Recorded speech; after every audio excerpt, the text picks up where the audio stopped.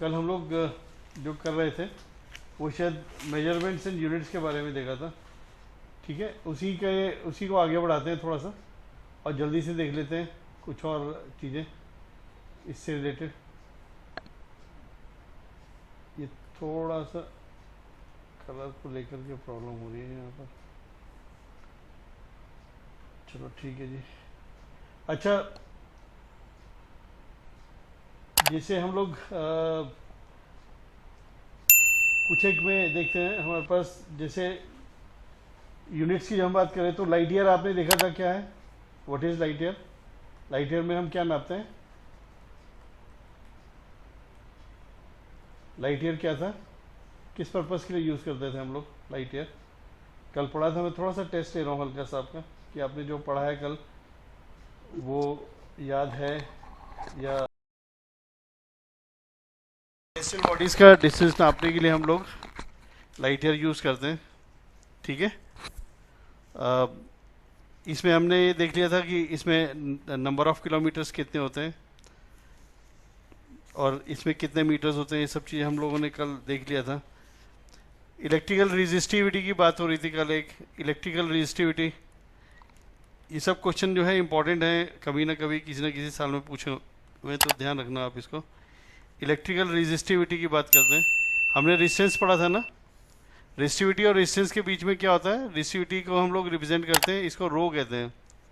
तो resistance R जो है वो क्या होता है, electrical resistivity rho into length of the conductor upon area of cross section.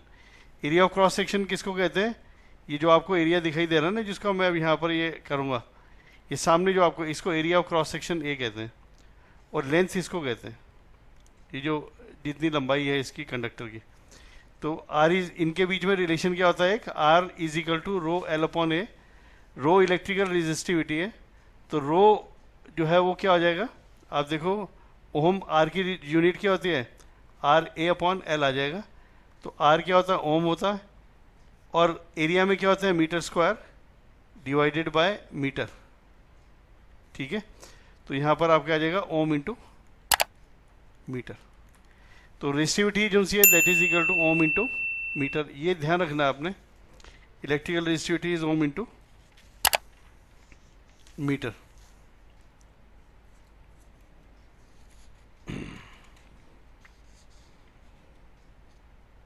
ठीक है,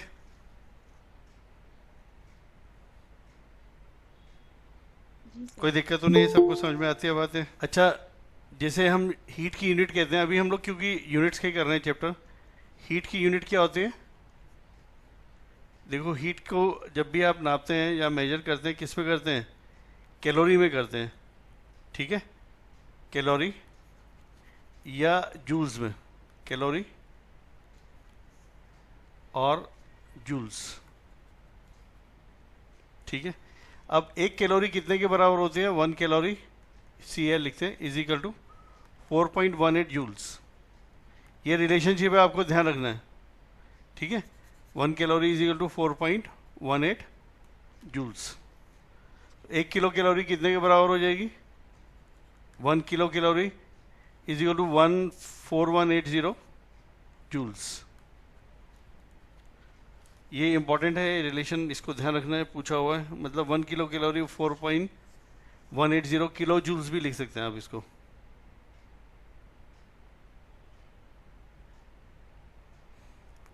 ठीक है, जी सर।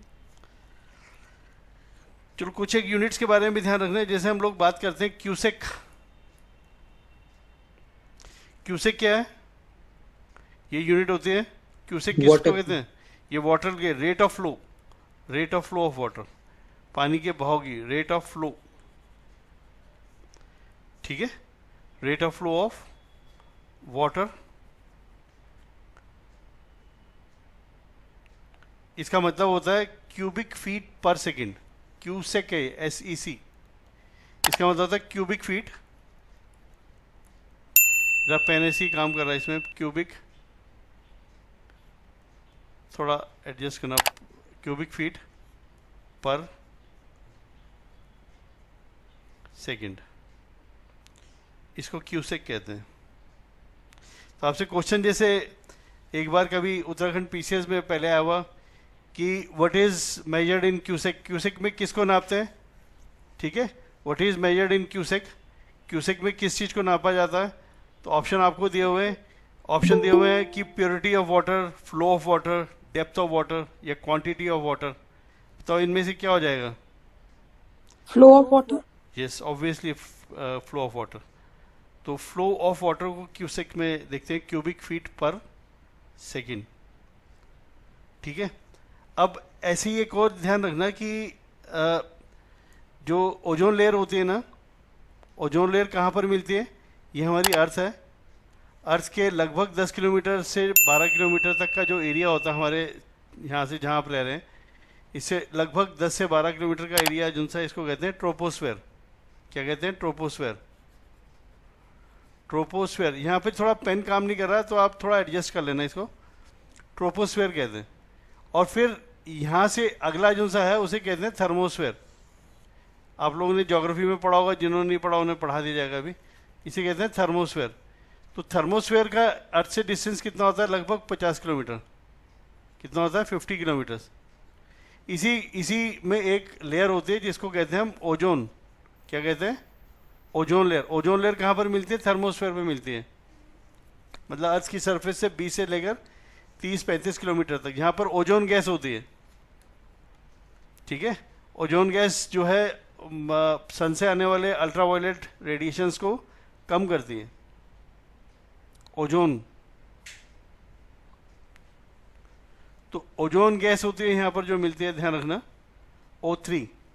अब इस ओजोन की मोटाई को कैसे नापा जाता है? इसकी थिकनेस जो सी है, जैसे ये जो आपको थिकनेस दिखाई दे रही है ओजोन की, ये थिकनेस, इस थिकनेस को नापने के लिए जो यूनिट यूज़ की जाती है उसे क्या बोलते हैं? What is the unit? कोई बताएगा आप में से क्या यूनिट होती है इसको नापने के लिए? It is measured in Dobson.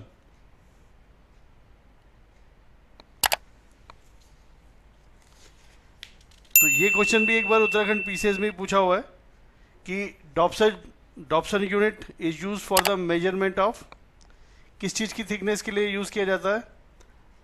Measurement of thickness of earth, thickness of diamond, thickness of ozone layer या मेजरमेंट ऑफ नॉइस। तो आप में से कौन बताएगा किसके लिए यूज़ किया जाता है? Thickness of ozone layer. Thickness of ozone layer. बता दिया हो तो बिल्कुल, अभी बिल्कुल सही बोला आप लोगों ने, थिकनेस ऑफ ओजोन लेयर, ठीक है। अच्छा, इनमें से जो बहुत इंपॉर्टेंट है उनको मैं आपको समझा देता हूँ, बाकी आप कर लेंगे, ठीक है। जो आसान है उनको आप देख सकते हैं। बैरोमीटर आपको पता है क्या करते हैं? बैरोमीटर से हम प्रेशर को नापते हैं। किसको नापते हैं? बैरोमीटर से प्रेशर को नापते हैं। This is a device use for measurement of pressure. बाकी आपको मिल जाएंगे, जो थोड़े से मतलब टेढ़े हो सकते हैं वो आपको मैं यहाँ पे करवा रहा हूँ। जैसे साइक्लोट्रॉन कहते हैं हम लोग, साइक्लो, ये इंपॉर्टेंट है और ये कई बार पूछा हुआ है आईएएस में भी और पीसीएस में भी। साइक्लोट्रॉन क्या रोल होता है? कोई बता सकता है आप में से क्या होता है इसका रोल? तो सोच के जल्दी से बताओ, ये इंपॉर्टेंट है बहुत ज़्यादा, इसकी डिटेल हमारे को करनी होगी। इलेक्ट्रॉन शूट करने के लिए किस में?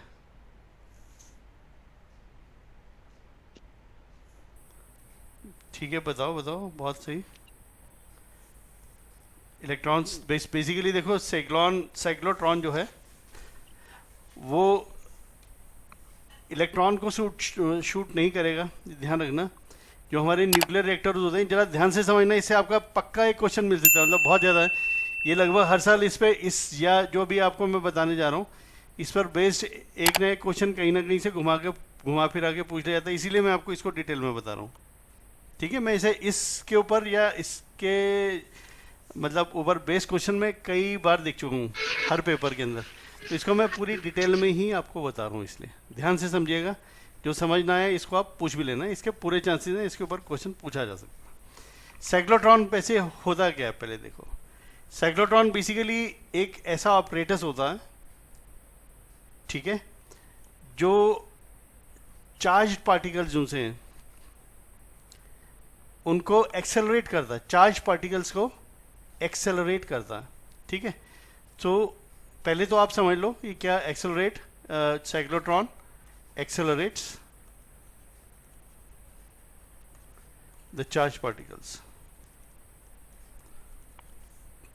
चार्ज पार्टिकल आवेशित कणों को त्वरित करता है, आवेशित कणों को त्वरित करता है, एक्सेलरेट्स द चार्ज्ड पार्टिकल्स।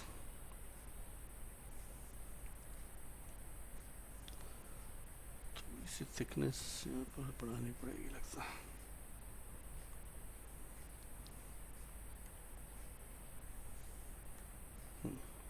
ठीक है, तो accelerates the charge particles, basically ये क्या है, एक्सेलरेट्स द चार्ज पार्टिकल्स का क्या मतलब है? एक्सेलरेट्स द चार्ज पार्टिकल का मतलब ये है, चार्ज पार्टिकल्स क्या होते हैं, जैसे प्रोटॉन, कल मैंने आपको बताया था, प्रोटॉन्स को मेनली ये करेगा चार्ज पार्टिकल्स, और आपको कंफ्यूज करने के लिए कहेगा इलेक्ट्रॉन्स, तो इलेक्ट्रॉन्स को ये चार्ज पार्टिकल्स को एक्सेलरेट नहीं करेगा। इलेक्ट्रॉन भी चार्ज पार्टिकल है, इस पर नेगेटिव चार्ज होता है, प्रोटॉन भी चार्ज पार्टिकल है, इस पर पॉजिटिव चार्ज होता है। दोनों पे अमाउंट ऑफ चार्ज सेम होती है, एक पे नेगेटिव होती है, दूसरे पर पॉजिटिव होती है। दोनों पे चार्ज कितना होता है, 1.6 इंटू 10⁻⁻19 कूलम। कल पढ़ा था ना आपने कूलम, चार्ज की यूनिट क्या होती है, कूलम होती है। तो इतने कूलम का चार्ज होता पे नंबर ऑफ इलेक्ट्रॉन्स जो हैं वो कंपैरेटिवली कम होते हैं। ठीक है, उसको हम लोग प्रोटॉन कह देते हैं। तो ठीक है, फिर हम लोग स्टार्ट कर रहे हैं। अब सबसे पहले फिजिक्स पे हम लोग करेंगे, we are going to deal with measurements, क्योंकि इनके ऊपर क्वेश्चंस रहते हैं तो इनको ध्यान से देखना है। Measurement and the unit use for that. तो मेजरमेंट में देखो 3 तरह के सिस्टम जिनसे मेजरमेंट के लिए यूज़ किए जाते हैं। फिर किसी भी फिजिकल क्वांटिटी को या फिजिकल क्वांटिटीज़ को मेजर करने के लिए 4 अलग अलग तरह के सिस्टम होते हैं, आपको ध्यान रखना है। एक सिस्टम है CGS, centimetre gram second system. आप में से कुछ लोग जानते होंगे, कोई बात नहीं, वो लोग भी पढ़ लें। CGS सिस्टम, इसको कहते हैं सेंटीमीटर ग्राम सेकंड, क्योंकि आप में से बहुत सारे लोग ऐसे हैं जिनके बैकग्राउंड साइंस नहीं है, तो उनके पॉइंट ऑफ व्यू से भी हमें देखना है। दूसरा है FPS system, that is foot pound second system. तीसरा MK सिस्टम, जिसको कहते हैं मीटर किलोग्राम सेकंड सिस्टम। और चौथा है हमारा SI। ठीक है, SI international system of units कहते हैं इसको, इंटरनेशनल सिस्टम ऑफ यूनिट्स। इसमें और कुछ जानने की हमारी कोई जरूरत नहीं है, बस इतना काफ़ी है। अब हम लोग बात करेंगे कुछ एक फंडामेंटल यूनिट्स। आपसे क्वेश्चन ये पूछा जा सकता है कि इनमें से कौन सा एक फंडामेंटल यूनिट नहीं है। तो फंडामेंटल यूनिट्स देख लो कौन कौन सी हैं। फंडामेंटल मैं जितनी ज़रूरत है केवल उतना ही आपको बताऊंगा, आपको उतना ही करना है, उससे ज़्यादा करने की जरूरत नहीं, क्योंकि हमारे को इन चीज़ों में डेप्थ में जाने की कोई ज़रूरत नहीं है। बस जितना मैं करा रहा हूँ, लेकिन वो ज़रूरी है करना आपके लिए। देखो फंडामेंटल यूनिट में आती है जैसे लेंथ, लेंथ को हम लोग, जिसको हम लोग मेजर करते हैं मीटर्स में। दूसरी फंडामेंटल यूनिट है मास, जिसको मेजर किया जाता है किलोग्राम में। तीसरी फंडामेंटल यूनिट है टाइम, जिसको मेजर करते हैं हम सेकंड में। चौथी फंडामेंटल यूनिट है टेम्परेचर, जिसको हम लोग मेजर करते हैं डिग्री केल्विन में, डिग्री केल्विन। पांचवा फंडामेंटल यूनिट है ल्यूमिनस इंटेंसिटी। ये आप में से शायद साइंस वाले भी कुछ ही लोग जानते हो, ल्यूमिनस इंटेंसिटी। आप में से कोई बताएगा इसकी यूनिट क्या होती है? इसकी यूनिट है कैंडेला। ठीक है, बिल्कुल। F इसमें आता है इलेक्ट्रिक करंट, जिसकी यूनिट होती है एम्पियर। ये भी फंडामेंटल है, this is also a fundamental unit, ampere. ये क्वेश्चन पूछा हुआ है 2-3 बार, तभी मैंने आपको बताया, केवल इसी की वजह से। इनमें से कौन सी एक फंडामेंटल यूनिट है या फिर फंडामेंटल यूनिट नहीं है, इस तरह से पूछ लेगा आपसे। और 7वां जो फंडामेंटल यूनिट होता है FG जो सा हमारे पास, that is amount of substance, amount of substance. इस अमाउंट ऑफ सब्सटेंस को हम लोग मेजर करते हैं मोल में, this is measured in moles.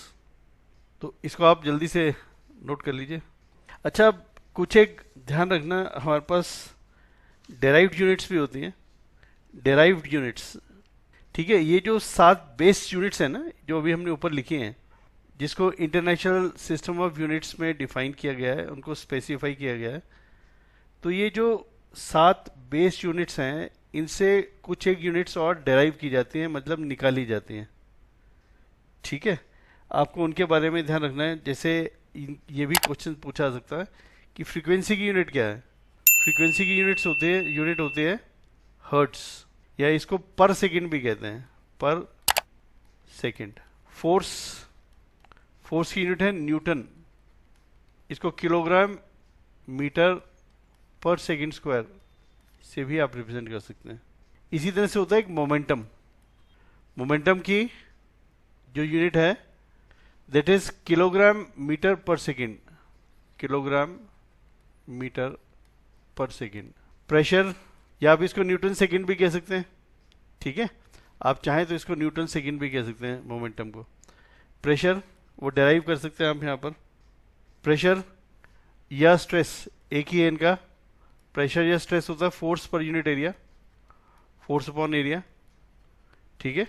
और इसकी यूनिट प्रेशर की होती है पैस्कल या बार, ठीक है, पैस्कल या बार। एनर्जी या वर्क एक ही होती है, इसकी यूनिट ये होती है जूल्स। पावर की होती है वॉट। इलेक्ट्रिक चार्ज ये होता है कूलम में नापा जाता है इसको, दिस इज कूलम। वोल्टेज इसकी वोल्ट होती है। ऐसी कैपेसिटेंस क्या यूनिट होती है इसकी, आप में से कोई बताए? करंट, और जहाँ करंट फ्लो करेगा वहाँ पे कैपेसिटेंस, ये तो स्टैटिक चार्ज को होल्ड करता है बेसिकली। कैपेसिटर जो है वो स्टैटिक चार्ज को करता है।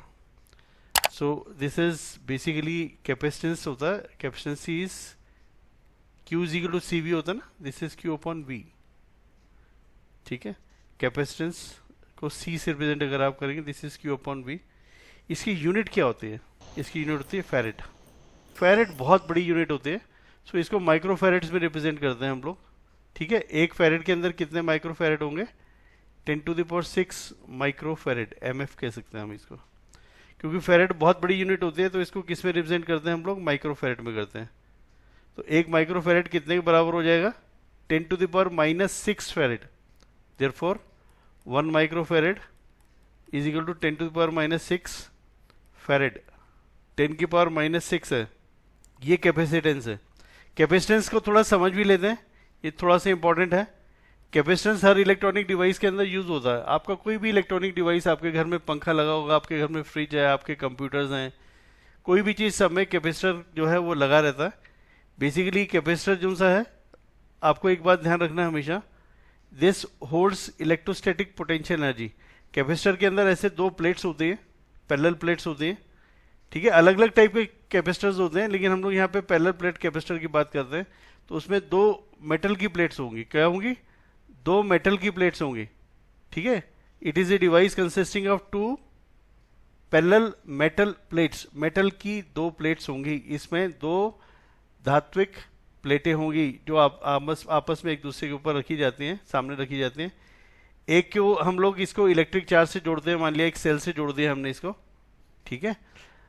नेगेटिव साइड अगर यहाँ पे, जैसे इस पे क्या आ जाएगा, क्योंकि ये सेल से जुड़ा हुआ है, नेगेटिव पार्ट से जुड़ा हुआ है, तो यहाँ पे नेगेटिव चार्ज आ जाएगा।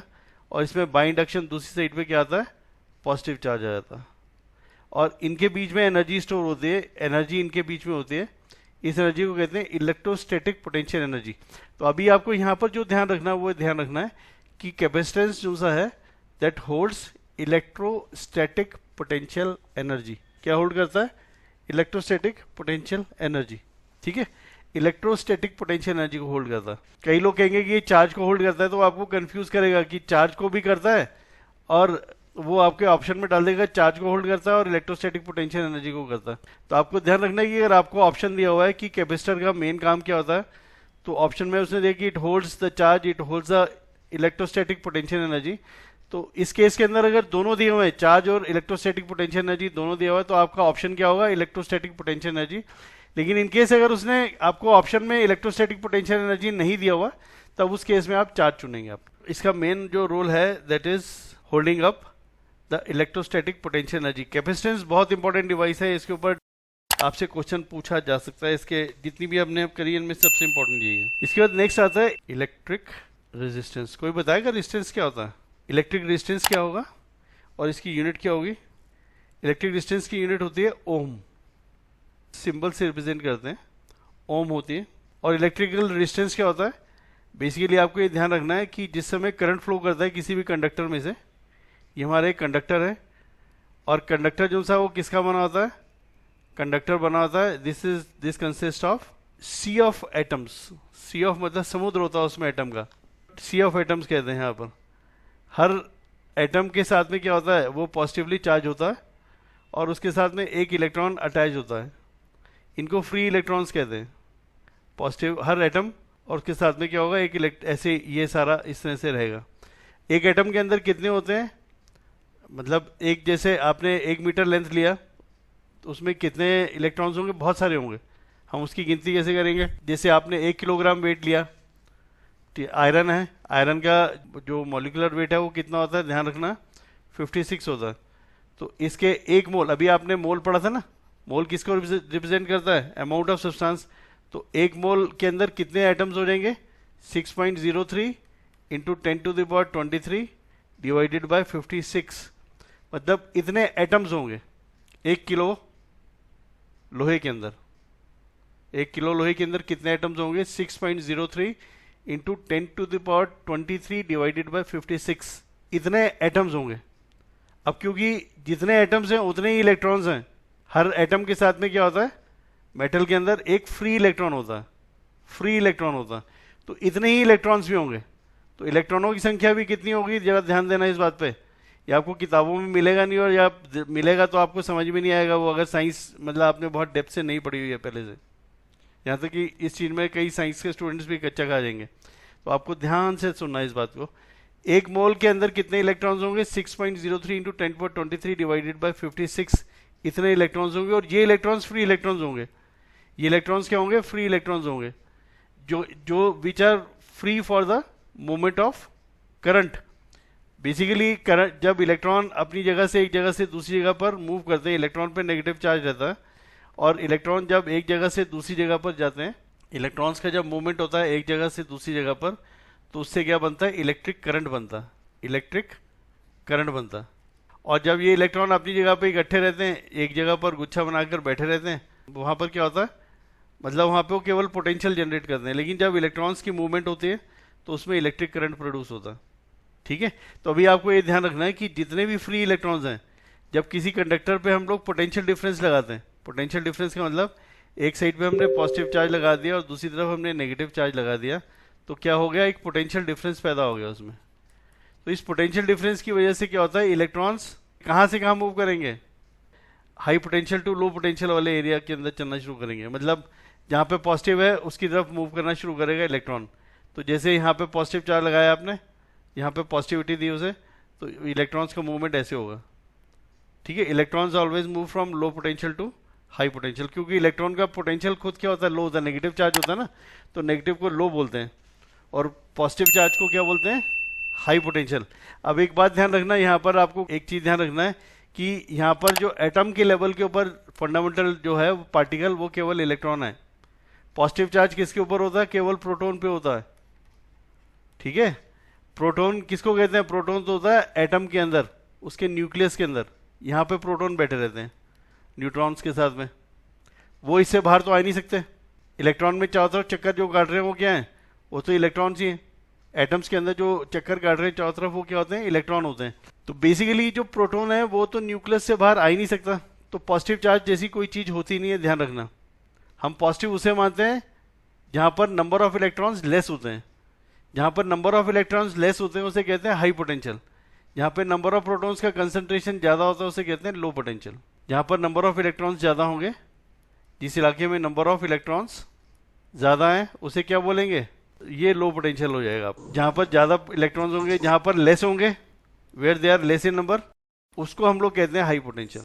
एक बात ध्यान रखना कि पॉजिटिव चार्ज जैसी कोई चीज होती नहीं है बाहर, यहाँ पर कोई पॉजिटिव चार्ज नहीं होता। पॉजिटिव चार्ज फंडामेंटली किसके ऊपर है, प्रोटॉन के ऊपर है, और प्रोटॉन का है न्यूक्लियस के अंदर है। न्यूक्लियस, एटम का न्यूक्लियस जो सा है, इसके अंदर वो घूम सकता है अपनी बाउंड्रीज के बीच में। इलेक्ट्रॉन जो प्रोटॉन है, they are free to move inside the walls of nucleus.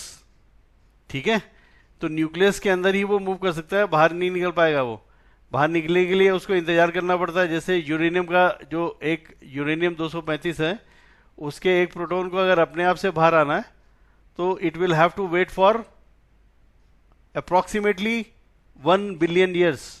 लगभग 1 अरब साल तक वो टक्कर मारता रहता है इसमें, यहाँ पे दीवारों के साथ। क्योंकि इनके लिए ये जो पोटेंशियल होता है this is almost infinite potential, so they keep moving inside the walls of, ये जो है ना प्रोटॉन्स, आपको बस इतना ध्यान रखना है कि न्यूक्लियस के अंदर ही रहेगा, न्यूक्लियस की बाउंड्रीज पर आएगा, वहां पे उसको रेजिस्टेंस मिलेगा, इनफाइनाइट पोटेंशियल होगा, उससे बाहर निकलना मुश्किल है। क्लासिकल फिजिक्स जिनसे वो कहती है कि कभी भी बाहर नहीं निकल पाएगा, लेकिन जो आजकल लेटेस्ट फिजिक्स की एक नई ब्रांच है जिसको क्वांटम कहते हैं, क्वांटम फिजिक्स जो है that deals with the particle of the order of 10⁻⁻15 to 10⁻⁸, मतलब छोटे पार्टिकल के साथ डील करती है क्वांटम फिजिक्स। फिर एक नई और है जिसको QFT कहते हैं, क्वांटम फील्ड थ्योरी, ये that deals with the particle of the order of up to -30, मतलब इतने छोटे पार्टिकल में डील। लेकिन अब एक और नहीं है जिसको यूनिफाइड फील्ड थ्योरी कहते हैं, पूरी दुनिया के अंदर इसको समझने वाले मुश्किल से गिनती गए फिजिसिस्ट होंगे जो इसको समझते। दिस इज हाईली कॉम्प्लिकेटेड, ठीक है, बहुत ज़्यादा मैथमेटिकल है। इसमें that deals with the particle of the order 10⁻⁴ to 10⁻⁴ metre, मतलब कहने से मतलब है कि ये बहुत ही छोटा होता है, बहुत ही छोटा है, क्योंकि न्यूक्लियस का जो साइज होता है, आपने एटम बम सुना ही है ना, न्यूक्लियस का जो साइज होता है दैट इज इन फेम्टोमीटर, जो 10⁻⁻15 मीटर होता है। कितना होता है न्यूक्लियस का साइज, मतलब फेम्टोमीटर में मतलब 10⁻⁻15 मीटर, बहुत छोटा होता है। अभी आपको केवल ये ध्यान रखना है कि इलेक्ट्रिक रेजिस्टेंस जो सा है उसकी यूनिट होती है ओम, और जब इलेक्ट्रॉन्स के ऊपर पोटेंशियल डिफरेंस लगाते हैं, जैसे हमने यहाँ पर देखा, ये पोटेंशियल डिफरेंस लगाया जब हमने इलेक्ट्रॉन्स के ऊपर, तो इलेक्ट्रॉन्स क्या करते हैं, लो पोटेंशियल से हाई पोटेंशियल की ओर मूव करते हैं, और जब ये मूव करते हैं तो अपनी मूवमेंट के दौरान इन्हें they have to encounter with the latest of the atom. ये जो हमने पॉजिटिव बनाया ना, इसको कर्नेल कहते हैं एटम का। कब जब किसी एटम में से एक इलेक्ट्रॉन को बाहर कर दिया तो वो पॉजिटिवली चार्ज हो जाएगा, और जो बचा हुआ पोर्शन, जो पॉजिटिवली चार्ज पोर्शन है ना एटम का, उसे कर्नेल बोलते हैं। क्या बोलते हैं उसे? कर्नेल। तो ये जो एटम है, जो कर्नेल ऑफ एटम है, जो पॉजिटिवली चार्ज एटम है, ये उसका रास्ता में रुकावट पैदा करता है इलेक्ट्रॉन के। ये जो रुकावट पैदा कर रहा है इसी को रेजिस्टेंस कहते हैं। Basically resistance is the impediments offer to the flow of electrons by the kernel of the atoms और the latest of the atom is called as electric resistance. उसे इलेक्ट्रिक रेजिस्टेंस कहते हैं। तो देखो एक बार फिर मैं इसको आपको जरा और तरीके से बताने की कोशिश करता हूँ। जैसे हमारे पास एक, मान लिया एक कंडक्टर है ऐसा, और ये जो इलेक्ट्रॉन जब यहाँ चलेगा तो कभी वो इस एटम से टक्कर लगाएगा, फिर ऐसे जाएगा, फिर ऐसे जाएगा, फिर वापस आ जाएगा, फिर ऐसे जाएगा, फिर यहाँ पे टक्कर लगाएगा, ऐसे ये लुढ़कता फुड़कता से चलता है, यहाँ पर आता बार एक जगह से दूसरी जगह पे, ठीक है। इसको रेजिस्टेंस कहते हैं। बेसिकली रेजिस्टेंस को किस में आप नापते हैं? This is measured in ohm. The unit of resistance is ohm. मैंने बहुत डिटेल में आपको बता दिया, बताने के लिए और भी है लेकिन इससे ज़्यादा की जरूरत है नहीं, तो इसलिए हम इसके ऊपर और ज़्यादा वो नहीं करेंगे। तो इसको हम लोग ओम में रिप्रेजेंट करते हैं। The unit of electric resistance is ohm. इस तरह से इलेक्ट्रिक कंडक्टेंस होती है, जैसे रेजिस्टेंस का उल्टा क्या हो जाएगा? कंडक्टेंस, ठीक है। उसकी यूनिट होती है कंडक्टेंस की, इलेक्ट्रिक कंडक्टेंस, इसको लिख ले, इसकी यूनिट्स होती है सीमेंस। फिर एक होता है मैग्नेटिक फ्लक्स। आप में से कोई बताएगा मैग्नेटिक फ्लक्स क्या होता है? इलेक्ट्रिक फ्लक्स, फ्लक्स क्या होता है बेसिकली? इलेक्ट्रिक फ्लक्स या मैग्नेटिक फ्लक्स क्या होता है? फ्लक्स बेसिकली दो तरह से होता है, कि इलेक्ट्रिक फ्लक्स हो जाता है आपका, और दूसरा मैग्नेटिक फ्लक्स होता है। Magnetic flux basically the number of lines of forces contained in any closed surface area. किसी क्लोज सरफेस एरिया में से कितनी लाइंस ऑफ फोर्सेस पास हो रही है, ये एजेंसी है। या फिर ये क्लोज सरफेस एरिया है, इसमें केवल दो ही लाइन पास हो रही है। या फिर एक क्लोज एरिया जहाँ से केवल एक ही लाइन पास हो रही है। या फिर ये उतना ही क्लोज सरफेस एरिया जिसके अंदर फिर बहुत सारी lines of forces. So this is the number of lines of forces passing through any close surface area is called as magnetic flux. किसी भी बंद सरफेस में से ध्यान रखना कितनी इलेक्ट्रिक लाइंस ऑफ फोर्सेस या magnetic lines of forces pass हो रही है, उसे हम फ्लक्स कहते हैं। अगर electric lines of forces pass हो रही है तो उसे इलेक्ट्रिक फ्लक्स कहेंगे। अगर magnetic lines of forces pass हो रही है तो उसे मैग्नेटिक फ्लक्स कहेंगे। सो आप इसको ऐसे सिंबल बना लो, ये क्लोज सरफेस और लाइंस ऑफ फोर्सेस। ये तो एक जनरल डेफिनेशन हो गई। तो अगर ये इलेक्ट्रिक लाइंस ऑफ फोर्सेस हैं तो इसको इलेक्ट्रिक फ्लक्स कहेंगे, अगर मैग्नेटिक लाइंस ऑफ फोर्सेस हैं तो इसको मैग्नेटिक फ्लक्स कहेंगे। अब मैग्नेटिक फ्लक्स को हम लोग मेनली देखते हैं, पहले मैग्नेटिक फ्लक्स को देख लेते हैं। तो जितनी मैग्नेटिक लाइंस ऑफ फोर्सेस किसी क्लोज सरफेस एरिया में से पास हो रही है उसे मैग्नेटिक फ्लक्स कहा जाता है। नॉर्मली इसको फाई से रिप्रेजेंट करते हैं हम लोग, लेकिन सिंबल वगैरह नहीं पूछा जाएगा, आपकी मर्जी है, इसे फाई से करो या किसी और से करो, ये तो एक सिंबल है।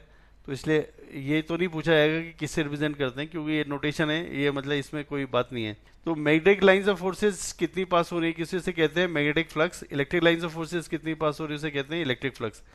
तो इसकी मैग्नेटिक फ्लक्स की यूनिट होती है वेबर। क्या होती है? वेबर होती है।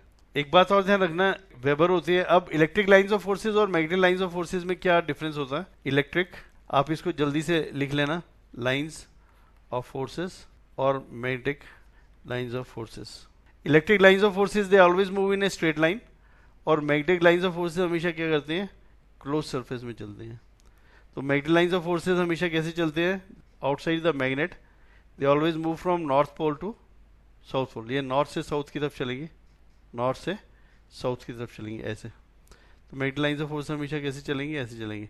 लेकिन इनसाइड द मैग्नेट वो कैसे चलती है? ये नॉर्थ है, ये साउथ हो गया ना, तो हमेशा साउथ से नॉर्थ की तरफ चलेंगी। मेटल के अंदर ये साउथ से नॉर्थ की तरफ चलेंगी। ये बहुत इंपॉर्टेंट पॉइंट है, इसको आपने ध्यान रखना है।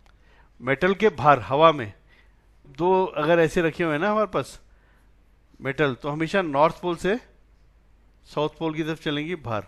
लेकिन मेटल के अंदर जो सी है ये साउथ पोल से नॉर्थ पोल के अंदर चलेंगी। ये ध्यान रखना, ये मिलेगा नहीं आपको, बुक्स में लिखा हुआ नहीं मिलेगा, मतलब जो जनरल जीएस की किताबें हैं जो साइंस की उसमें नहीं मिलेगा। तो इसको ध्यान रखना थोड़ा सा आपने। ये हमेशा नॉर्थ से साउथ की तरफ बाहर, outside they always move from north pole to south pole. Inside the metal और inside the material they move from south to north. Magnet के अंदर, बेसिकली मैग्नेट के अंदर ही होते हैं ना, कोई भी मैग्नेट यूनिपोलर नहीं होता। एक बात ध्यान रखना, आपने एक लंबा सा मेटल लिया, ये एक बहुत बड़ा मेटल ले लिया अगर भाई, तो है ना, इसमें एक नॉर्थ पोल है और दूसरा साउथ पोल है। आपने इसके दो टुकड़े कर दिए, तो अब क्या होगा? ये यूनिपोलर हो जाएगा। इसमें क्या आ जाएगा? नॉर्थ पोल आ जाएगा, और इसमें साउथ पोल आ जाएगा। कभी भी नहीं होगा। आप उसके दो टुकड़े करोगे तो फिर उसमें क्या बन जाएगा? नॉर्थ और साउथ बन जाएगा। ऐसे कभी भी कोई मैग्नेट जो है वो क्या होगा? बाईपोलर ही होगा हमेशा, कभी यूनिपोलर नहीं होगा।